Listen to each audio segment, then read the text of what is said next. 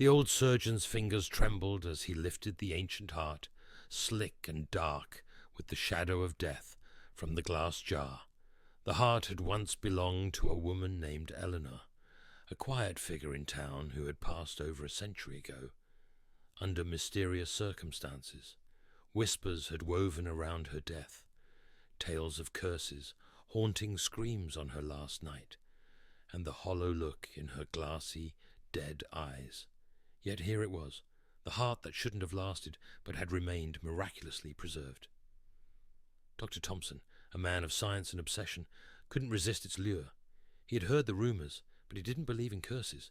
He only wanted to see if he could make a dead heart beat again. The laboratory was dimly lit, flickering candles casting unsettling shadows against the sterile walls. He connected the electrodes to the heart's lifeless mass, double-checked the voltage, and hesitated, feeling a cold draught seep into the room. The air smelled faintly of rosewater, and an eerie silence enveloped the lab, as if the whole world held its breath. With a deep breath, he flipped the switch. Electricity surged through the wires, humming, sparking, and zapping. The heart twitched, then lay still. He increased the voltage, almost desperate now, his pulse racing in time with each zap of electricity. Then in the silence he heard it, a faint, soft thump. He froze, staring, feeling a chill settle in his bones. The heart pulsed again, a little stronger this time, and again. Against all odds, it was beating, trembling with a perverse, unnatural life. A moment of triumph surged through him, until he noticed the room had grown colder still, and the faint scent of rosewater intensified, almost choking him. Then he felt a presence.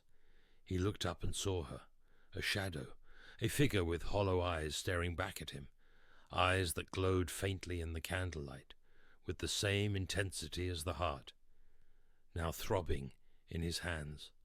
"Why have you woken me?" A voice rasped, not from the figure, but from within his own mind, filling his thoughts with dread.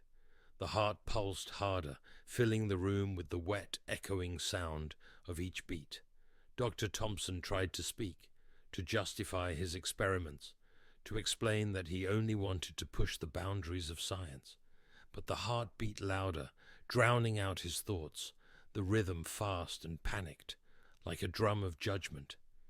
The air grew thick, suffocating him, and the shadow stepped closer, her face pale, her gaze hollow, lips stretched in a haunting smile. As she approached, he realized with horror that the beating of the heart wasn't just an experiment. It was a summons. She was here to reclaim what he had stolen from her rest. With one final desperate scream, he tried to disconnect the wires, to end the experiment, but it was too late. The heart beat faster, louder, echoing in his ears until it felt as if it were within his own chest. And then everything went silent. They found him the next morning, his lifeless body slumped over the table, the heart in his hand still faintly pulsing.